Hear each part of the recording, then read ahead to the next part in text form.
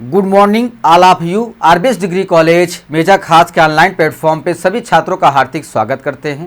छात्रों, बीएससी एजी second semester के अंतर्गत आपका जो सब्जेक्ट है फंडामेंटल ऑफ एग्रीकल्चर इकोनॉमिक्स के अंतर्गत जो आपका टॉपिक जो है वह है population, natural and socio economics और डिटर्मिनेटेड्स जो है।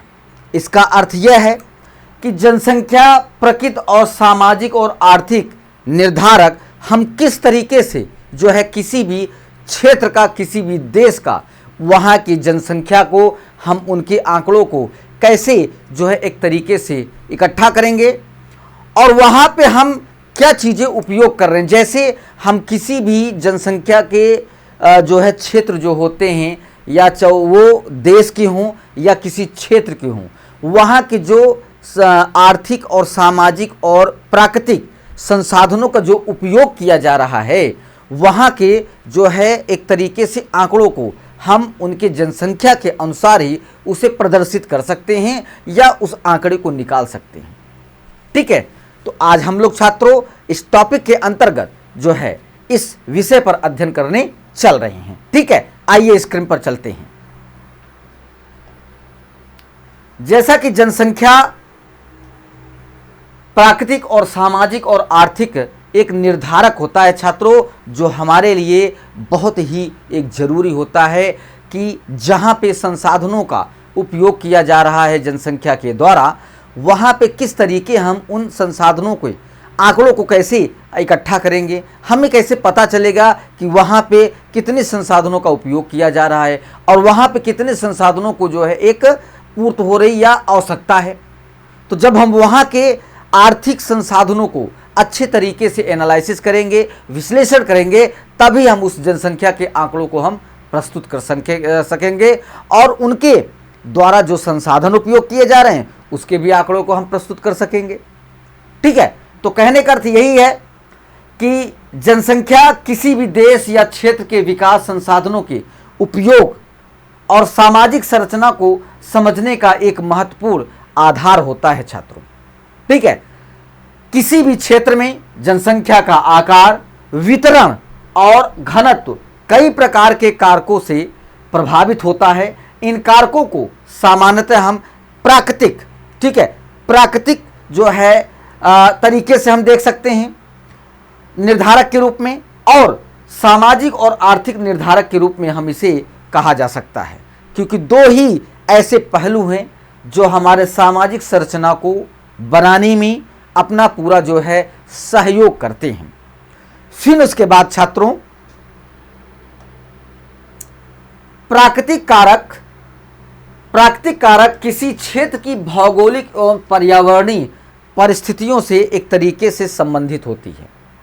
ठीक है, कि वहाँ की भौगोलिक स्थिति क्या है और वहाँ के जो पर्यावरणीय मतलब इकोसिस्टम, उसका वहाँ के पारिस्थितिक तंत्र, वहाँ के वातावरण, वहाँ का जलवायु किस तरीके का है, वह हम वहाँ के प्राकृतिक कारकों के द्वारा ही हम उस आंकड़ों को संलग्न कर सकते हैं या इकट्ठा कर सकते हैं। फिर जबकि सामाजिक और आर्थिक कारक मानव समाज के आर्थिक गतिविधियों, तकनीकी विकास, शिक्षा और सांस्कृतिक और नीतियों से जुड़े होते हैं। अगर किसी भी छात्रों सामाजिक संरचना को अगर हम जोड़ते हैं या उसे एक तरीके से इकट्ठा किया जाता है जो उसकी सामाजिक संरचना को बनाने में आवश्यकता हुआ, तो वहाँ पे हमें जो है मानव समाज के द्वारा जो आर्थिक गतिविधियाँ हैं उस पर भी विशेष ध्यान रखेंगे, शिक्षा पर भी विशेष ध्यान रखेंगे, तकनीकी विकास पर भी विशेष ध्यान रखेंगे, सांस्कृतिक चीज़ों पर विकास रखेंगे, वहाँ की क्या रीति रिवाज है उस पर भी जो है हमें विशेष ध्यान रखना पड़ेगा। इन दोनों प्रकार के कारकों का संयुक्त प्रभाव ही विकास क्षेत्र की जनसंख्या के स्वरूप में हम निर्धारित करते हैं। उसके बाद आता है कि जनसंख्या के प्राकृतिक निर्धारण हम किस तरीके करेंगे, उसका आंकड़ा हम कैसे संलग्न करेंगे या इकट्ठा कैसे करेंगे। तो प्राकृतिक निर्धारक वे कारक हैं जो प्रकृति और भौगोलिक वातावरण से संबंधित होते हैं। और जो जनसंख्या के वितरण एवं घनत्व को प्रभावित भी करते हैं। जो पहला इसमें प्रभावित करने वाला कारक है छात्रों, वह है आपका जलवायु जो है, जो विशेष रूप से जहाँ पे एक जनसंख्या निवास करके अपने परिवार, अपने बच्चों का लालन पालन करता है, अच्छे से देखरेख करता है, अच्छी शिक्षा उपलब्ध कराता है, नई तकनीकों के विषय में वह जानकारी रखता है, तो वो एक तरीके से जो वहाँ के जलवायु पर भी जो है निर्भर होता है। तो जलवायु जनसंख्या के वितरण का सबसे महत्वपूर्ण प्राकृतिक कारक होता है। अनुकूल जलवायु वाले क्षेत्रों में जनसंख्या अधिक पाई जाती है। जैसा कि आप लोग अच्छे तरीके से समझते हैं कि जो हमारा उत्तर प्रदेश है, यहाँ पे एक समानांतर जो है जलवायु पाई जाती है। मतलब क्या कहते हैं, ठंडा भी प्रदेश कह सकते हैं, गर्म प्रदेश भी कर सकते हैं। समानांतर जो है एक जलवायु पाई जाती है, उसको भी आप कह सकते हैं। तो यहाँ पे जनसंख्या सबसे ज़्यादा है, ठीक है, उत्तर प्रदेश में। फिर उसके बाद मध्यम तापमान और पर्यावरणीय वर्षा वाले क्षेत्रों में कृषि और जीवन के लिए अनुकूल परिस्थितियां होती हैं, जिस पर जनसंख्या जो है एक तरीके से वृद्धि करता है। अत्यधिक ठंडे या अत्यधिक गर्म वाले क्षेत्रों में जनसंख्या कभी वृद्धि नहीं करती है, क्योंकि वहाँ पे लोग जो है बहुत कम निवास करते हैं, क्योंकि उस प्रकार की जलवायु में जो है मनुष्य अपना जीवन शैली को वो एडजस्टमेंट मतलब व्यवस्थित नहीं कर पाता है, या उसके अकॉर्डिंग वह चल नहीं पाता है। उदाहरण अगर देखा जाए, एग्जाम्पल छात्रों, तो भारत में गंगा का मैदान घनी आबादी वाला है, क्योंकि यहाँ अनुकूल जलवायु पाई जाती है। उसके बाद सेकंड इसका आता है छात्रों कारक स्थलाकृत रिलीफ और टोपोग्राफी जो है, इसको क्या कहते हैं, जनसंख्या पे किस तरीके ये अपने अस्तित्व को दिखाता है। भूमि की बनावट भी जनसंख्या के वितरण को प्रभावित करता है छात्रों। मतलब हमारी मिट्टी किस तरीके की वहां पाई जाती है। मैदानी क्षेत्र कृषि उद्योग और परिवहन के लिए अनुकूल होते हैं, इसीलिए यहाँ जनसंख्या अधिक होती है, ठीक है, क्योंकि वहाँ पे अगर मिट्टी अच्छी पाई जाएगी तो वहाँ पे मनुष्य रहकर कृषि कार्य करेगा, और अगर वहाँ पे रहकर वो कृषि कार्य करेगा तो उसके परिवार की जनसंख्या बढ़ेगी, तो वहाँ पे जनसंख्या में वृद्धि लगातार बढ़ती जाएगी, ठीक है। पर्वतीय क्षेत्रों में ढाल, कठोर जलवायु और परिवहन की कठिनाइयों के कारण जनसंख्या वहाँ पे कम होती है छात्रों। फिर उसके बाद आता है, इसका उदाहरण है भारत में गंगा ब्रह्मपुत्र का मैदान अत्यधिक जनसंख्या वाले क्षेत्र पाए जाते हैं। जैसा कि आप अपने प्रयागराज का भी ले लीजिए, जो गंगा जमुना सरस्वती के जो है एक किनारे तट पर बसा हुआ है, यहाँ पे जनसंख्या में लगातार वृद्धि होती चली जा रही है। फिर उसके बाद जल संसाधन आता है छात्रों। जल संसाधन भी हमारे जनसंख्या को वृद्धि करने में एक अहम भूमिका निभाता है। जल जीवन और कृषि दोनों के लिए अत्यंत आवश्यक है। जिन क्षेत्रों में नदियां, झीलें और भूजल प्रचुर मात्रा में उपलब्ध होते हैं, वहाँ जनसंख्या अधिक बसती चली जाती है, क्योंकि जो हमारा जीवन है वो बिना पानी के, बिना कृषि के जो है आगे बढ़ नहीं सकता है।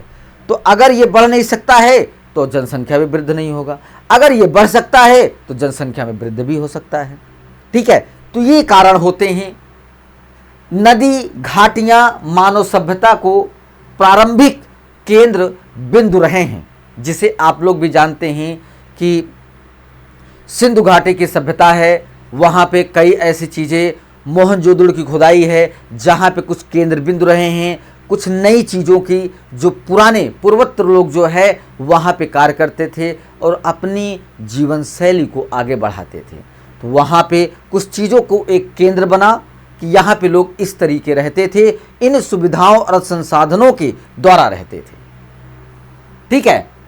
तो जल की कमी वाले क्षेत्र, मरुस्थलीय क्षेत्रों में जनसंख्या हमेशा कम पाई जाती है छात्रों।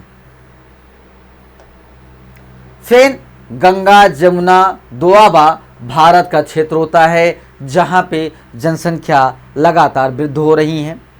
फिर आता है कारक आपका मिट्टी की उर्वरता भी जनसंख्या वृद्धि में एक अहम भूमिका निभाता है।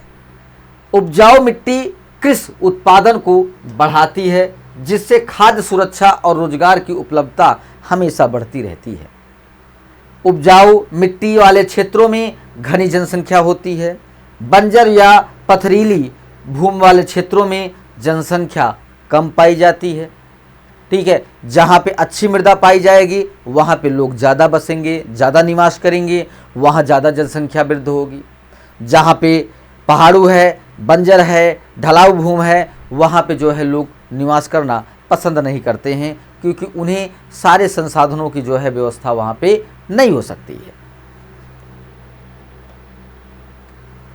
जो उसका एग्जाम्पल है गंगा का जलोढ़ मैदान, जहाँ पे जनसंख्या वृद्धि करने का सबसे एक तरीके से अच्छा जो है कहा जाएगा कारक जो है, क्योंकि वहाँ पे मिट्टी की उर्वरता अगर अच्छी पाई जाएगी तो वहाँ पे जो है जनसंख्या लगातार वृद्धि करती चली जाएगी।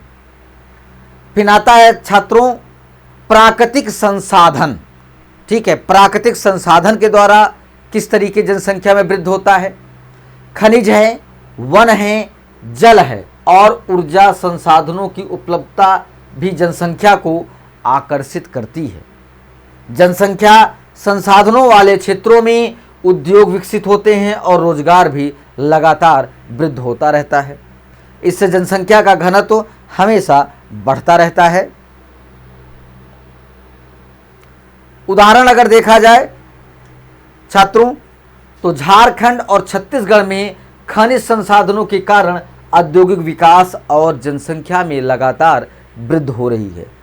आप भी बहुत अच्छे तरीके से समझते हैं कि जो हमारा झारखंड का क्षेत्र है, जो हमारा छत्तीसगढ़ का जो है एक तरीके से स्टेट है या राज्य है, यहाँ पे ज़्यादातर खनिज जो है चीज़ें उपलब्ध होती हैं, जिससे वहाँ पे रोजगार जो है हमेशा वृद्धि होता है और वहाँ पे जनसंख्या में लगातार वृद्धि होती चली जाती है। फिर सेकंड आता है छात्रों जो है कि जनसंख्या के सामाजिक और आर्थिक निर्धारक किस तरीके निर्धारक किया जाता है। तो सामाजिक, आर्थिक और निर्धारक मानव समाज के आर्थिक गतिविधियों, सामाजिक संरचना, सांस्कृतिक मान्यताओं और सरकारी नीतियों से भी हमेशा संबंधित होती हैं, जो हमारे जनसंख्या के वृद्धि को प्रभावित करती हैं। आर्थिक विकास है छात्रों, आर्थिक विकास किस तरीके करेगा। किसी क्षेत्र का आर्थिक विकास जनसंख्या के वितरण को बहुत प्रभावित करता है। औद्योगिक और व्यापारिक केंद्रों में रोजगार के अवसर अधिक उपलब्ध होते रहते हैं और इससे ग्रामीण क्षेत्रों में लोग शहरों की ओर पलायन लगातार उनका चलता रहता है। उदाहरण के लिए मुंबई है, दिल्ली है, बेंगलुरु है जैसे शहरों में जनसंख्या तेजी से बढ़ती है। औद्योगिकरण है छात्रों, औद्योगिकरण भी एक तरीके से पॉपुलेशन को बढ़ाने में क्या कहते हैं वृद्धि करने में सहायक या सहयोग करते हैं। औद्योगिकरण जनसंख्या के संकेंद्रण का प्रमुख कारक है। उद्योगों के विकास से रोजगार के अवसर बढ़ते हैं। इससे आसपास के क्षेत्रों में मजदूर और कामदार यहाँ आकर बस जाते हैं, जिससे जनसंख्या में वृद्धि होती है। उदाहरण कोलकाता है, जमशेदपुर है और मैनचेस्टर है आज औद्योगिक शहर में जनसंख्या लगातार वृद्धि होती चली जा रही है। फिर आता है परिवहन और संचार। यह किस तरीके जो है एक तरीके से जनसंख्या वृद्धि करने में अपना सहयोग दे रहा है। परिवहन और क्या कहते हैं संचार की सुविधाएं विकसित होती हैं, वहाँ आर्थिक गतिविधियां भी बढ़ती हैं। सड़क, रेल, हवाई और जल परिवहन से व्यापार और आवागमन आसान हो जाता है, जिसके कारण से जो हमारे सड़क हैं, रेल हैं, हवाई पट्टियां हैं, उसके द्वारा हम एक जो है देश से दूसरे देश में किसी भी खाद्य सामग्री को क्रय और विक्रय करके एक देश से दूसरे देश पहुंचा रहे हैं, जिससे उस देश की आर्थिक स्थिति मजबूत हो रही है। और वहाँ पे जब संसाधनों का ज़्यादा से ज़्यादा उपयोग किया जा रहा है तो वहाँ ऑटोमेटिक जनसंख्या में हमेशा वृद्धि लगातार होता रहेगा। उदाहरण अगर देखा जाए तो जैसे बड़े बंदरगाह हैं, ठीक है, वहाँ पे हमेशा जनसंख्या में वृद्धि होती रहती है।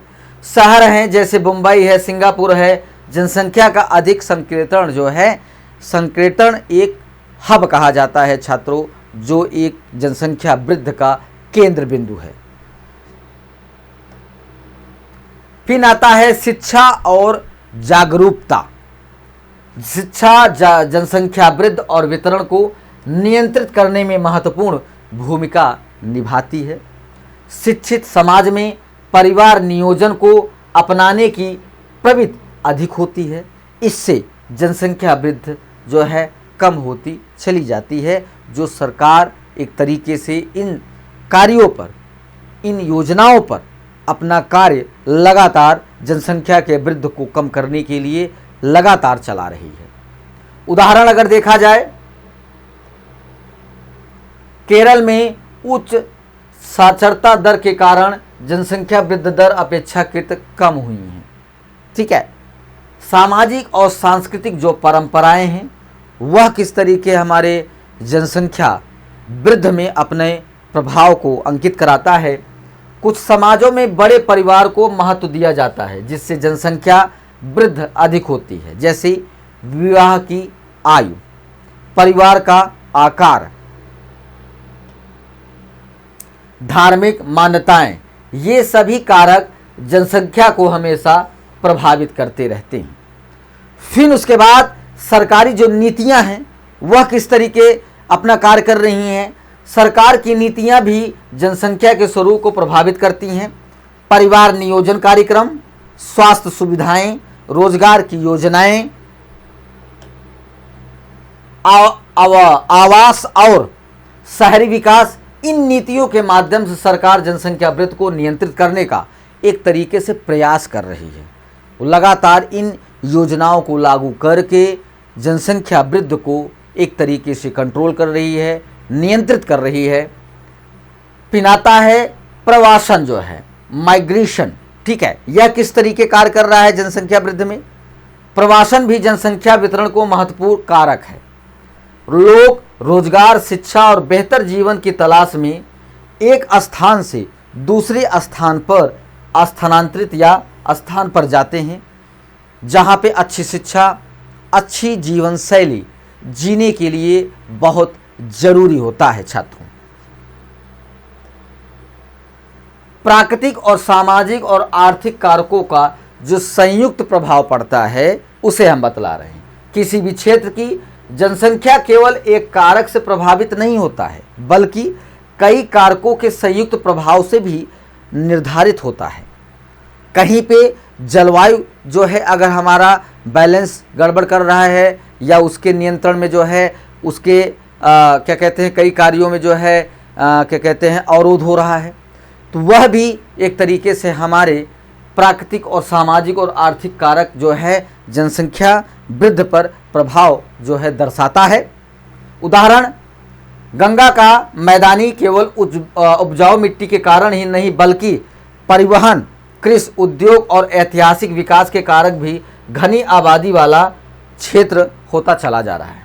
फिर जनसंख्या निर्धारकों का जो महत्व है वह क्या है उसे बतला रहे हैं। जनसंख्या निर्धारकों का अध्ययन कई कारकों से महत्वपूर्ण है। क्षेत्रीय विकास की योजना बनाने में सहायक होता है, संसाधनों के उचित उपयोग में मदद करता है, शहरीकरण और प्रवासन को समझने में सहायता करता है, पर्यावरण संरक्षण की नीतियां बनाने में मदद करता है, जनसंख्या नियंत्रण और सामाजिक विकास के आधार पर प्रदान करता है, जिसके कारण से हम किसी भी क्षेत्र की जनसंख्या का, संसाधनों का, उसकी सामाजिक संरचना को अच्छे तरीके से बना सकें और उनको कई संसाधनों की पूर्ति को जो है उनके तक उपलब्ध किया जा सके। जिससे वहाँ की जनसंख्या अपनी जो है जीवन को अच्छे तरीके से, अच्छे शिक्षा से, अच्छे अवसरों से, अच्छे तकनीकों से जो है वह अपने जीवन को आगे बढ़ाता रहे और जनसंख्या लगातार वृद्धि होती रहेगी। यही जो है आपके स्पष्ट कारण है छात्रों, जो है जिसके कारण से जनसंख्या वृद्धि होती है। और इन कारकों में कहीं अगर जो है कमियां पाई गई तो वहाँ पे जनसंख्या वृद्धि जो है हमेशा कमी पाई गई है। ठीक है, यहाँ पे टॉपिक आपका समाप्त होता है। अगली टॉपिक के साथ उपस्थित होंगे। सभी छात्रों को धन्यवाद।